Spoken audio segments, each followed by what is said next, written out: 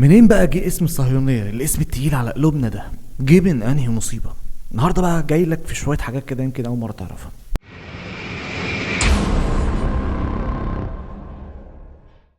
إسرائيل تختنق، تحترق، تحتضر. ما بين انتصار مصر 1973 وطوفان الأقصى 2023 يبقى أكتوبر كابوسا للإسرائيليين. أولا، المقاومة في أي مكان محتل هي حاجة من الثوابت، ملهاش علاقة بمين قد مين أو مين أقوى من مين. طول ما أنت بتنتهك كل حقوقي فأنت بالنسبة لي محتل وعدو ولازم أخلص منك. بمعنى تاني وكلام موجه لكل اللي بيقولوا المقاومة في فلسطين ما حسبتهاش كويس، لا ده من وجهة نظر حضرتك بس مش أكتر. يعني ما تحسسنيش إن الصهاينة كانوا محترمين، لا بيغتصبوا الستات ولا بيقتلوا الشيوخ ولا بيعتقلوا حتى الأطفال. ودايما خليك عارف ومتأكد من الحكاية دي، مادام في إسرائيل يبقى لازم من وقت للتاني يبقى في حد يرازيهم عشان ما يفتكروش إن هم ركبوا وإن الناس هناك سلمت. علشان كده أنا جاي أحكي لك وأقول لك إنك لازم تعرف كل حاجة عن عدوك ده وبدأت حكايته إزاي، وتفهم كده هم عايزين إيه وخططهم وأهدافهم بالظبط.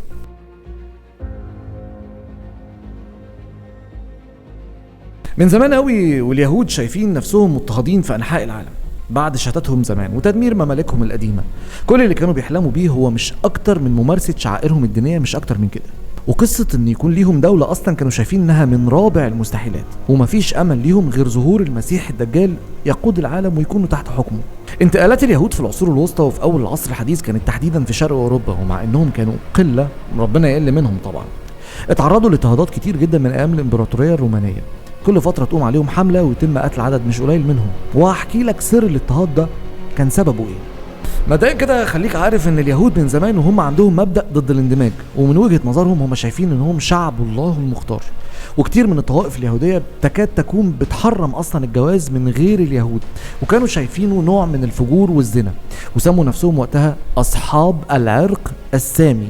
فكرة اضطهادهم هي فكرة اقدم من وجود الشنب ده، لكن المسيحيين وقتها في عداوة قديمة معاهم بسبب تخطيطهم لقتل السيد المسيح سيدنا عيسى عليه السلام زمان، وده السبب الأهم لاضطهاد وجودهم، بخلاف سبب كمان كان مخلي معدلات الكره بينهم وبين المسيحيين بتعلى بشكل كبير جدا، وهو استغلال اليهود للفلوس الكتير اللي دايما معاهم والضغط على مواطنين البلد، ويخططوا انه يديله فلوس بس ترجع زيادة زي الربا كده. وده طبعا زود ثروات اليهود وزود معدلات الفقر للمسيحيين هناك، وده انعكس على حال البلد كمان. اليهودي من دول يدخل على المواطن المسيحي يقول له شالوم حبيبي، حاسك مش مبسوط، خد فلوس فك نفسك وهاتهم زياده كمان شهر، وهكذا وهكذا. الموضوع ما خلصش عند تسليف الناس العاديه بس، في بعض الاحيان وصل لتسليف الحكومات بخباثه منهم عشان هدف غير زياده في رجوع الفلوس يعني، وهو تكوين نواه لقوه سياسيه حتى لو صغيره، اللي هو انا واقف معاك اهو بساعدك، انت كمان ساعدني عشان لو اتزنقت تلاقيني بسلفك يا حبيبي. حاجة كمان، اليهود من يومهم بيعشقوا الدم، ومذابحهم مش بنت النهارده، ومش لازم تكون بشكل مباشر منهم، بمعنى لو ما نفذش الجرائم بتاعته هيزق حد ينفذ، زي اللي حصل مع امبراطور روما سنة 155 ميلاديا لما قتل عدد مش قليل من المسيحيين وقتها بمكيدة دبرها حاخام يهودي اسمه يهودا. كمان سنة 214 ميلاديا قتل اليهود آلاف المسيحيين في روما وقبرص، وده زود الخناقة بينهم وبين الأوروبيين وبدلوهم هم كمان بمذابح انتقامية. المصيبة بقى ان تعاليم اليهود الدينية نفسها بتحرض على العنف والقتل، ومفيش فرق اصلا بين راجل او ست او شيخ او طفل او حتى حيوان. يعني عندهم مثلا في سفر صموئيل الاول امر مباشر بيقول اذهب واضرب عماليق، اقتل رجلا وامرأة، طفلا ورضيعا، بقرا وغنما، جملا وحمارا، وحرم جميع الشعب بحد السيف. يعني خلص على الشعب كله بحد السيف. يعني هنفترض ان عماليق اللي في اول الرواية دول السيئين في رواية احدهم، ذنبهم ايه؟ الشيوخ والاطفال والرجاله والستات وحتى الحيوانات يتقتلوا ليه؟ عملوا لك ايه يعني؟ الفكره ان مش ده النص الوحيد اللي بيحرض على فكره القتل. نتنياهو نفسه قال قصه عماليق دي في حرب غزه وبرر بيها قصف المستشفى المعمداني في حرب غزه اللي احنا فيها دلوقتي. ارجع بقى معايا تاني لاوروبا. الحكومات الاوروبيه فرضت عليهم قيود اجتماعيه واقتصاديه وكمان سياسيه، وحرموهم على امتلاك اي ارض، وحط تحت كلمه اي ارض دي مليون خط، لان الاوروبيين كانوا عارفين ايه اللي هيحصل بعد كده.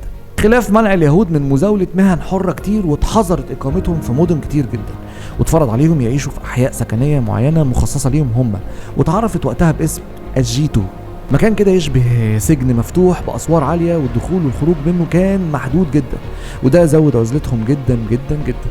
اما بقى في بريطانيا اتطرد اليهود في القرن السادس الميلادي، ولمده 3 قرون اتمنعوا ان هم يخشوا بريطانيا منعا باتا. ولويس ال19 في فرنسا حرق تلمودهم وطردهم من هناك. اسبانيا والبرتغال منعوا دخولهم اصلا بلادهم تحديدا في 1492 ميلاديا بسبب تصرفات اليهود ومحاولتهم هدم الكاثوليكيه والسخريه منها. اشد دول بقى طردت اليهود كانت روسيا، ومين يا سيدي؟ تخيل كده، المانيا، اكبر داعم لليهود دلوقتي في اوروبا. وبكده 3/4 اوروبا اصلا ما كانتش امان لليهود. عشان يوصل لهم هناك ان امن مكان يقدروا يلجأوا ليه هي دول العالم الاسلامي، وده طبعا بسبب نصوصنا الدينيه اللي وصت باهل الكتاب واننا ما نضرش حد فيهم الا لو كان محتل. في سؤال مهم ممكن يجي على بالك، ما دام الاوروبيين كانوا بيكرهوهم قوي كده، ليه كل الدعم ده دلوقتي رايح في سكه اسرائيل؟ خد نفس كبير كده معايا واركب معايا آلة الزمن اللي هتاخدك معايا لاواخر القرن ال18 وبدايه القرن ال19، بالتحديد وقت قيام الثوره الفرنسيه اللي قلبت اوروبا حرفيا وقتها. قلبت الدنيا على رجال الدين والطبقات الارستقراطيه واللي كانوا متحكمين في كل حاجه في الحكم هناك، وتم فصل الدين عن الدوله اللي احنا بنسميها هنا عندنا علمانيه. وبكده بقى لليهود فرصه ذهبيه هيستغلوها اهم استغلال، لان بكده محدش هيعاملهم كيهود، هيتعاملوا كمواطنين ليهم وعليهم، ومفيش احسن من اليهود يستغل الحاجات اللي زي كده. وفي سنه 1791 كان يوم عيد لليهود في اوروبا بسبب الغاء القيود وتحكمات كتير جدا عليهم بعد انتشار قوانين الثوره الجديده، وبدات حياتهم كانهم لسه مولودين، يعيشوا ويشتغلوا ويتملكوا زي ما هم عايزين. وبدات وقتها اول خطوات الاحتلال في حياه اليهود، وكانت البدايه من احتلال اوروبا. احتلوا مناصب كبيره زي اللي حصل مع يهودي اسمه بنيامين ديزرائيلي لما مسك رئاسه وزراء انجلترا مرتين، مره سنه 1868 والمره الثانيه كانت سنه 1874. كمان بداوا يعملوا بيوت مال ومصارف ماليه خاصه بيهم هم لوحدهم وبس. غرب اوروبا كانوا رايقين والدنيا فكت عليهم، بس شرق اوروبا لا، فضلوا تحت سكه الروس ما بين تمييز عنصري وتعذيب وقتل. وبتحصل حادثه في سنه 1881 بيتم فيها قتل القيصر الروسي وقتها، وبتقلب الدنيا اكتر على اليهود عشان هم المتهم الاول والرئيسي في الحادثه دي. الاضطهاد زاد بشكل كبير، ومن هنا طلعت الكلمه الخايبه اللي بنسمعها كتير اليومين دول، معاداة الساميه.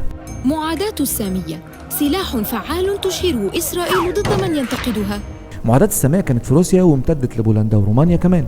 المذابح دي كانت اكتر من مذابح هتلر اصلا بمراحل، واكبر مذبحتين حصلوا في تاريخ اليهود كانت واحده في سنه 1903 والثانيه كانت في 1905، لحد ما في 1917 قامت ثوره اسمها الثوره البلشفيه، وقامت الثوره دي لاسقاط الحكومه وقتها، ومن بعدها اتحط اول فصل في حدوته خايبه اسمها المشكله اليهوديه. اليهود من زمان وهم معروفين بشطارتهم في تكوين ماده اعلاميه تستعطف بيها العالم، سواء بيكذبوا او بيكذبوا قوي، عشان هم كده كدابين ولاد كلب.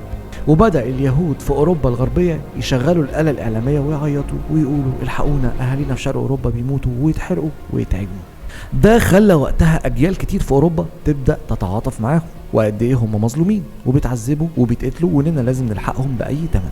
بخلاف إن في كتاب كتير أوروبيين بدأوا يعملوا كتب بيحكوا فيها اللي تعرضوا له اليهود، وطبعا عارفين كويس مين دعم الكتب ومين اللي كتبوها ماديا. فاللي حكيته لك ده بداية مضمون دعم اليهود من أوروبا، والتخفيلة اللي كلوها بعد ما كانوا بيكرهوهم دلوقتي بقوا أول داعمين ليهم. كل الدوشة والتفاصيل دي وصلتنا لأكتر حركة عنصرية استعمارية لحد النهاردة، وهي الصهيونية.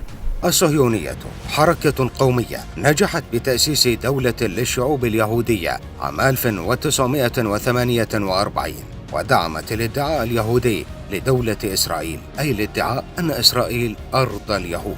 وتعتبر الصهيونية أحد أعقد الأفكار السياسية خلال الأعوام 150 الأخيرة، وأكثرها إثارة للجدل.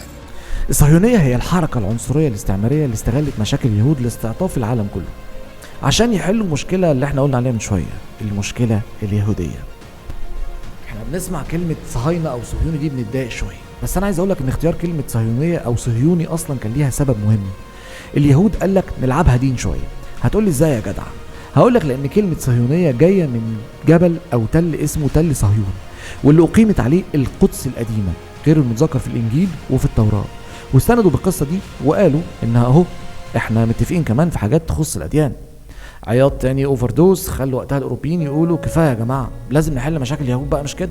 واتبدلت وقتها أحلام اليهود لمجرد فلوس وإقامة شعائر لخطة وجود وطن خاص، فكرة وجود أرض لإنشاء وطن ودولة. اترسخت كلمة معاداة السامية مع أي وضع يحصل ضد اليهود، عشان كده بدأت الطبطبة عليهم، خصوصا إن فلوسهم كانت كتير ونفوذهم كمان بدأ يكبر بشكل مرعب. فانا النهارده يا سيدي جيت احكي لك القصه من اولها، وازاي الاوروبيين اتحولوا لداعمين لليهود بالشكل الغير المشروط ده. انا عملت الحلقه دي وانا بحاول اوصلك معلومه عن عدوك بيفكر ازاي من زمان قوي، وان الحرب مش بس دبابات وطيارات، وكمان طرق معينه للمقاطعه. المهم انك تعرف عدوك بيفكر ازاي، عشان المواجهه بيننا وبينهم وشيكه حتى لو بعد سنين. فضروري تكون عارف هتواجه ايه وهتواجهه ازاي. الارض هترجع، مش مهم دلوقتي، مش مهم النهارده، ومش مهم بكره، المهم انها باذن الله كده كده راجعه لينا ان شاء الله.